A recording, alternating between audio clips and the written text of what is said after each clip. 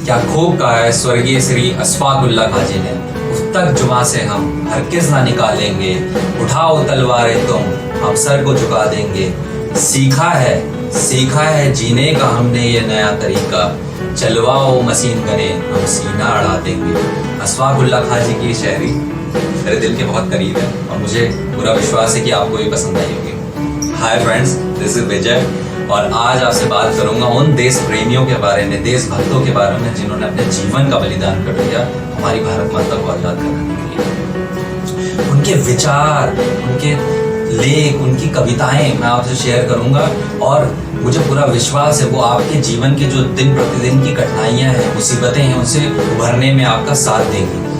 आप थोड़ा सा सब्र बना के रखिएगा और वीडियो को अंत तक देखिएगा, क्योंकि भारत माता को आजाद कराने में भी 200 साल लगे थे। बात करेंगे उन चैलेंजेस के बारे में जो हमारी भारत माता को आगे नहीं बढ़ने दे रहा है और उसे पीछे खींच रहा है।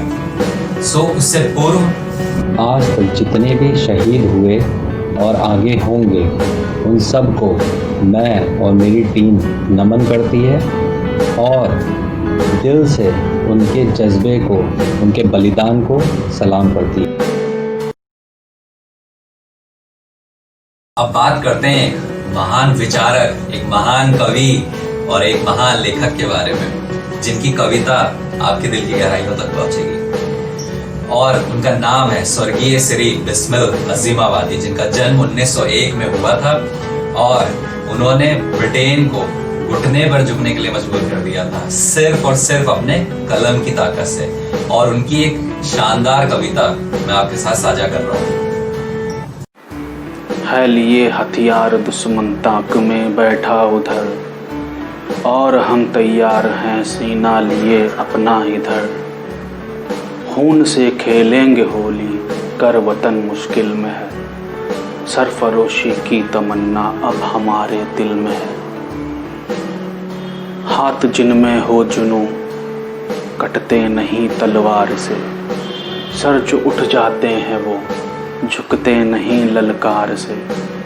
और भड़केगा जो 16 शाह हमारे दिल में है, सरफरोशी की तमन्ना अब हमारे दिल में है। बात करते हैं शहीद स्वर्गीय अशफाक उल्लाह खाजी के बारे में, जिनका मैं बहुत बड़ा फैन हूँ, जिनकी कविताएं मैंने पढ़ी और इस जब केस स्टडी को जब मैं बना रहा था मेरा दिल एकदम भर उठा है। आपको बता नहीं सकता हूँ, वो शायद आपको मेरी वॉइस में फील हो रहा होगा। जिनकी कविताएं, जिनके विचार मुर्दों में भी जान डाल देते हैं, उसका एक जीवंत उदाहरण मैं आपको दे चुका हूँ। और उनका एक विचार मैं आपके साथ शेयर कर रहा हूँ जो कि आपका दिल झिझोड़ के रख देगा। फिर आऊँगा, फिर आकर ए भारत माँ तुझको आज़ाद कराऊँगा। जी करता है मैं भी कह दूँ, पर मजहब से बन जाता हूँ। मैं मुसलमान हूँ, पुनर्जन्म की बात नहीं कर पाता हूँ। हाँ खुदा अगर मिल गया कहीं अपनी झोली फैला दूंगा, और जन्नत के बदले उससे एक पुनर्जन्म ही मांगूंगा।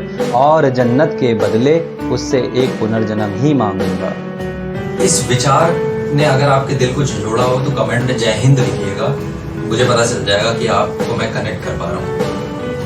उन्होंने इस विचार में कितनी स्पष्टता के साथ और कितने निश्चित रूप के साथ ये प्रदर्शित किया कि वो धर्मवाद, जातिवाद से कितने ऊपर है। वो बोलते थे कि मेरा सिर्फ एक ही धर्म है, वो है देशभक्ति, देश प्रेम, और मैं इसके लिए मर मिटने के लिए भी तैयार। बात करते हैं मेरे प्रिय और हम सबके प्रिय स्वर्गीय श्री भगत सिंह जी के बारे में, जिनके बारे में बताते समय मैं अपने आप को गर्वित महसूस कर रहा हूँ और मेरा दिल प्रेम से उमड़ आया है।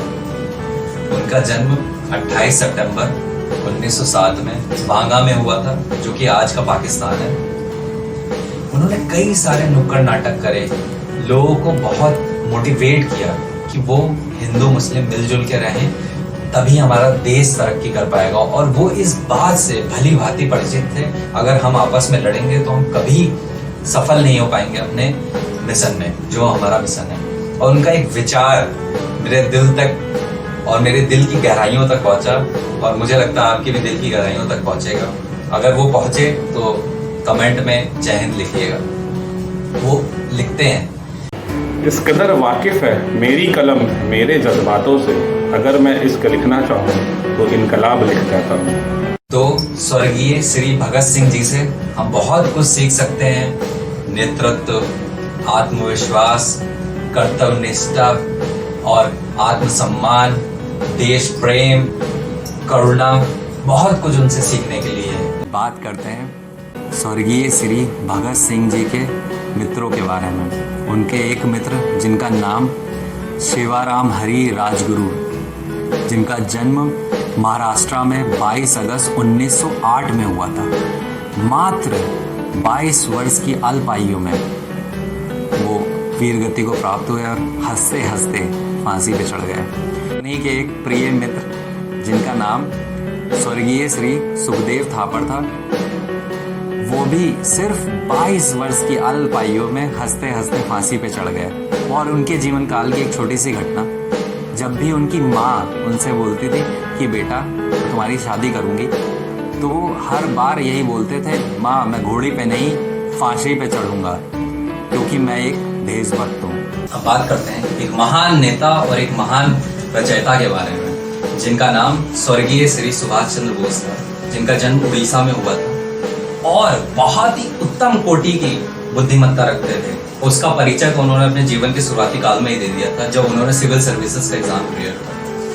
उस समय जब मापदंड इतने टफ हुआ करते थे कि सिर्फ एक अटेम्प्ट होता था और बहुत सख्त मापदंड की कोई भारतीय उसमें अपेयर ना कर जाए, इसलिए वो बनाए ही गए थे कि कोई भारतीय उसमें अपेयर ना कर पाए।